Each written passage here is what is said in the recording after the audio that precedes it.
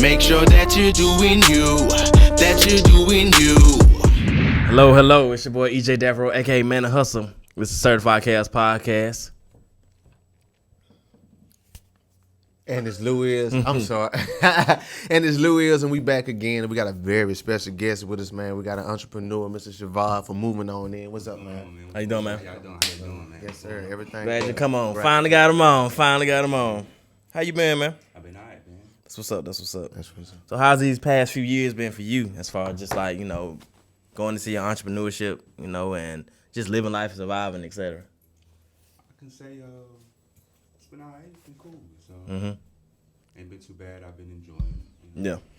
It was stressful. Yeah. At first, but Indeed, we figured it out. Yeah. And I like being an entrepreneur, working for myself. Yeah. I don't like working for nobody else. That's just Yeah, I got you. figure that out. So. And I always say, figure out what works for you. Because, some people, they're gonna retire with companies, and that's fine. But some people, if you don't like to be told what to do, you might want to start thinking about working for yourself. That's what it is. Yeah. And you know what's crazy about this, but now tell me was when you first started saying that. Now, a lot of people don't know that it's being systematic. You know what I'm saying? You within the system. No matter if you got a good job or whatever, Right. it's still systematic. You know what I'm saying? So do your thing. That's not shooting down anything. But when you told people, I don't want to work for nobody, what was the first reaction that you got from, for people? It's like, kind of, was it odd? Yeah, it was a little odd. Yeah, I yeah. feel like some people were supportive. I feel like some people were doubting, But if you know me personally, Right. then whatever I said I was gonna do, I'm gonna do it. Yeah. Yeah, So, yeah. I Right. really didn't. I mean, this man had 2 jobs. He in high school, Yeah, stuff like this. Yeah. What was it? I was working at Because we was working at McDonald's. Kroger. We was working at Kroger. At the McDonald's right across the street, and in the Kroger. At the same time, I got a job. At the same time, that was my first job working at McDonald's in Kroger. In high school. That's You see what I'm saying? Like you doing that right. Trying to get it. Yeah. Always And see you that's another thing. You started early. So you working for people. So if you doing that in high school, like a lot of people didn't get jobs for probably like 18, 21, you know what I'm saying? 22. 16, depending on, the people's situation, maybe because, this is city. I grew up different.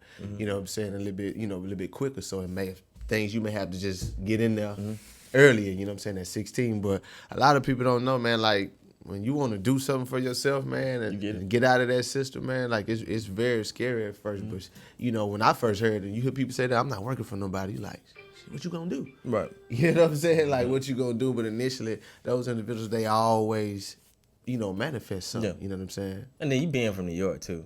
Y'all already, Yeah. y'all already on. That's it. I think I get it from my pops though. Yeah. Really. Yeah. He Yeah. was always like that. And I pay attention. Like I'm like that, and I got brothers too. Yeah. So, and then we all got the same drive. So I'm Yeah. just like it's just in us.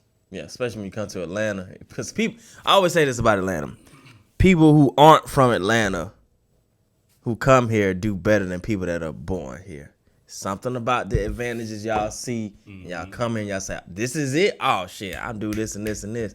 But you got people from here, they move a little slow. Right. They move a little slow. And you know what it is? It's just being in that paint.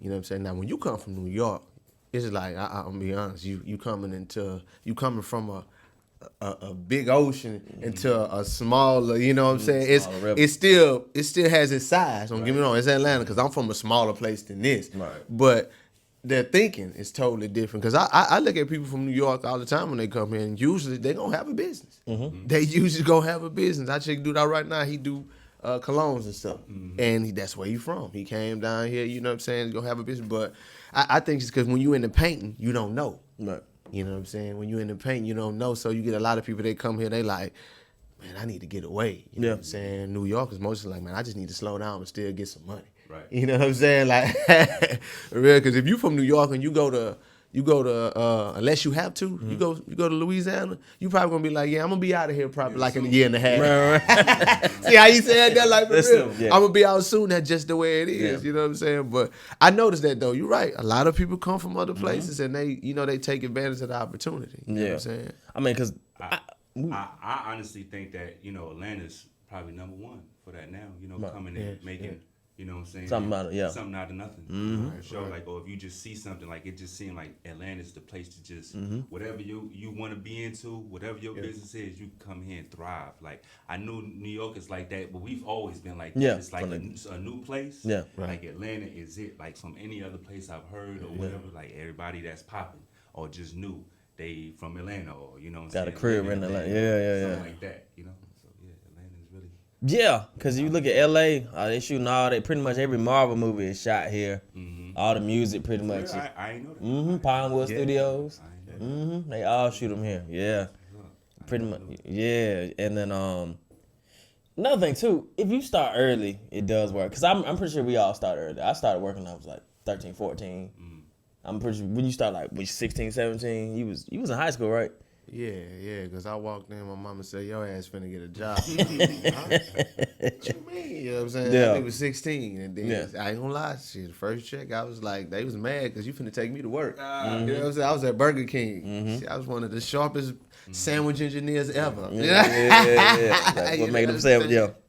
It works out, though, because you get an advantage. It's kind of like starting early in anything, though. If you start early, you get to know, okay, I don't want to do this, because you start seeing older people at your job. You're like, bro, you 48 years old? That's a fear. Yeah. A fear of mine. Yeah. You know? Like, Right. You know, like we both getting paid the same, and you know, at the time when we was working, and we was like what 15, 16? Yeah. And you got people making, we was making like 585. Yeah, They 585. might have been making 7 at the time. Right. But you got kids, and you know, Bills. like, Yeah. Damn, how they making it? Like I just can't. Nah, that. So you thinking what you getting a what $200 paycheck, but you grown? Like, bro, that's shocking, man. Because I seen something the other day. It was this dude. He was like 80 years old, and he was like, "Yeah, I gotta go to work." He said, "Hopefully, if I could just make $30,000 a year, I'll be good. I gotta pay my house up." I was like, bro, that's scary. Like, just imagine you being 80 and you have to work. Yeah. You can't even sit down, man. Or nobody else to, you know, kind of help you out. Yeah. But so what got you into the moving business? I was working. I always been a hands-on type of person. You know what I'm saying? So that's never been, you know, my problem. You know, I always wanted to, you know, do something hands-on or whatnot. So working with a moving company before, and you know, just gaining experience and whatnot. And one of the guys that used to be on the team and whatnot, he was like he wanted to start his own thing too. Gotcha. So you know, he brought me along too, just because I was one of the best guys when we would always work, you know what I'm saying, going out, teaming up. And then he was like, you know, I like how you work. So we would work together because he started his own thing. Then he was just showing me certain things and ins and outs of how to work it. Yeah. And then I'm like, okay, you know, as we just kept on going, I'm just learning more and more from him. And I was just like, I feel like I can do this. I'm ready. I can do this. You know what I'm saying? Like, you know, I got you. I'm built for that. Okay.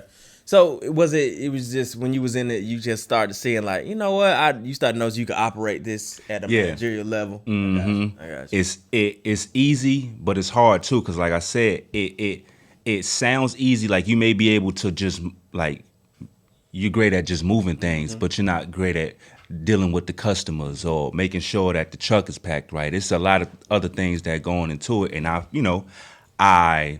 I realized that too, because I wasn't working with them as long before my man started the moving company. I would, you know, the company we was working with before, I realized I was being the foreman, you know, right away. Right. You know, because I would go out, you know, and, you know, get the word back. My man's ask, you know, he'll ask guys like how you work or whatnot, you know, woo. And then they like, yeah, bro, you know, he could do, you know, he's doing his thing or whatnot. And bro was just like, I want you to be the foreman today. And then I felt like I could do it, and that was it. You know. Yeah. That was, you saw something, you hopped on it. Cause they legit. I seen some of their work on Instagram. I was like, oh, okay. Yeah. He lined it up and everything. So how long did it take for you to make that jump to owning your own business? Not too long. Like I said, once I figured out how to, you know, pretty much how to do it. Yeah. I just was like, all right, I got it. Like,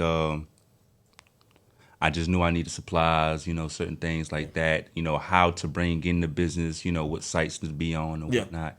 And I just jumped out there, really. So it wasn't long for me. So do you get a lot of business from Instagram? I get business everywhere from Okay. Instagram, Thumbtack. I still get business from Craigslist. Hey, Some people there you don't go, even, Craigslist was Yeah, so long it's ago, an but outlet. I still right, get, right. business from Craigslist, Okay. Home Advisor, Angie. Okay. I don't know y'all ever heard of it. They Angie's changed it List. from Angie's List. It's just Angie now, but okay. from there, a lot of word of mouth too. Yeah. People that we went to school with Yeah. or whatnot. I get a lot of people. Yeah.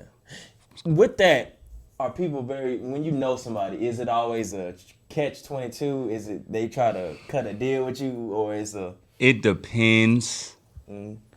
It just depends, cause like if I know the person, I kind of already know if that question may come. Okay, You know what I'm okay, saying? okay. So, I got you. but it's always it's always a okay, bro. here and there. They going usually, Because I always tell people, moving is expensive. Yeah. Like, it's not, if you really want to look at the prices, and then I'm pretty sure y'all have a good price, you look at like, man, I got to pay how much to do this and this? And you want to go out of state? That's crazy. They want to pay $100, $200. Yeah, and see, some people like the thing with customers just in general. Yeah. Some people don't understand the 2-hour minimum. Yeah. Right, like because we move pretty fast. Some movers.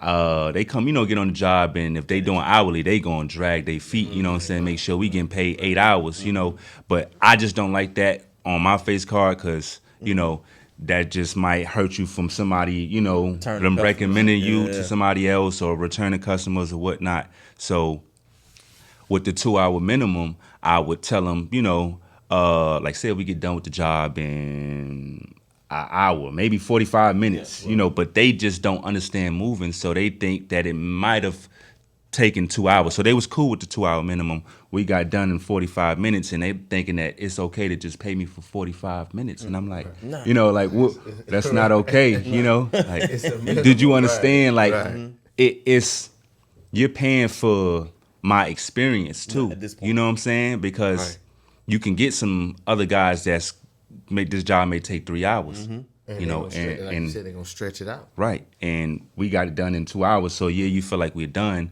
or whatnot. So you want to pay for 45 minutes, and I'm like, do you expect me and this guy right here to split 45 minutes worth of, Income. money, Right. and you used our truck Yeah. with gas? On top of gas. Come on now. But okay, and I've had some customers, Try to run that game. try to run the game, and Yeah, because you have to respect anything like that. So you just tip off the rip. You need to know. You need to tip off the rip when you're doing something like that, because if you move by yourself, that shit's hard. So let alone you moving your whole house or something like that. And okay, let me ask you this. So what type of paperwork do you actually need? What do you need to run a moving company? you really just need an LLC. Really, that's it. You just need an LLC. I got you. That's about it. Once you get the LLC, you pop up pretty much online. Somebody looking for your business. Boop, boop, boop, boop. So no CDLs involved with the box trucks. No? You don't need that at all. I got you. No. I got you. So I'll say this, would you rather, is it smarter to rent a truck or buy a truck? Because it's pros and cons of both. To both of them. Yeah. I had a truck one at one point in time, and this is when I was going up, and the workers that I had, I was starting to put on guys that I didn't really know, just word of mouth, and messed up the truck. So I've had both, but it's like, I would say 50-50, because when you don't own the truck and you're getting it from somebody else, you don't have to worry about any maintenance. Exactly. It's just go get the truck. You keep, what you need to keep clean, and make sure you don't mess up their stuff. Yeah. And, shit. I got you. And then when you have your own truck, you could just do more. You can take more business in. You could just, relax a little more. You can tell, hey, call a guy, hey man, hey, they just want a delivery, man. Hey, come get the truck because I don't feel like doing it. Right. You can come get the truck and I put money in your pockets too. You know what I'm saying? But I can't really do that with. Less overhead. I get you when you own it, because I always thought, especially when you're doing a lot of hauling and moving, maintenance over time is gonna get you. So owning one at some point is gonna be a problem. But then when you rent, it's like you looking at what you spending. So I get what you're saying. It's all about what works best for you.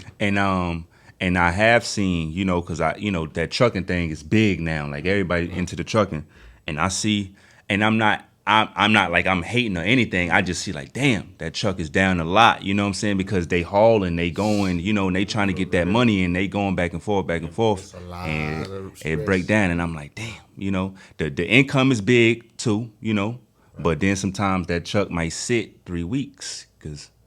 You got to take care of that maintenance. I'll say if you're going to have a truck, you need some money sitting aside. Definitely. A lot of money sitting aside. Definitely. That way you can get it out the way. So are you trying to get to the point to where you have multiple trucks? Mm-hmm. Okay. For sure. Yeah, for sure. Like that, and just, maintaining good workers. Yeah. Because, like I said, you saying the last 5 years, I realized that that's hard to come by. Yeah. Just good workers, because not everybody care about your business like the way you do. Right. And has it kind of, I've been hearing this about a lot of companies just in different industries about finding good workers because of what happened with the pandemic and how people got money and they was like, man, I ain't going back to work. So, yeah. Mine is not that bad because I pay guys same day. So, they ready to get that right then and there or whatnot. But for the pandemic, for me, it wasn't too bad. Like, I remember that April of 2020 though. That was the worst month ever. Since I've been moving ever. Right. Like, I'm like, damn. I started to think like I might have to do something else. Right. Because it just was that stressful. Everything was, and it was just that April because in May. Atlanta was pretty much like, we back outside. You know what I'm saying? We gonna tiptoe a little bit, but shit, we gonna do what we gotta do. But that April, it was, man, that you literally could go on 285. Nobody was out. You couldn't do It nothing. was no cars and nothing. Like, I was like, man, I ain't never seen Atlanta with no cars on the freeway. That April was. You right? It was. I promise you. It was. Damn. It looked like I Am Legend in downtown. Nobody. Like Nobody. The club owners and stuff like that. It was like, everybody was humble. Yeah. You gotta figure it out. Sit in the house. Work out or something. I don't know. That April, man. Yeah, they ran everybody in, man. But I will say this about the trucks though. At some point, you probably could rent them out too. Yourself, and had that to be a whole nother income in itself. Right. And when you're not really driving, you just kind of know, because once you know about a business, I always say, whether if you a janitor, try to run a cleaning business. If you a security guard, at least try to get a security business. If you've been doing it long enough, so you should get a lot of knowledge on it, and always out there and do that. Definitely, man, because because moving that's essential, man. Moving, that's never gonna go down, never. But what's some of the biggest jobs you had? She was like, fuck.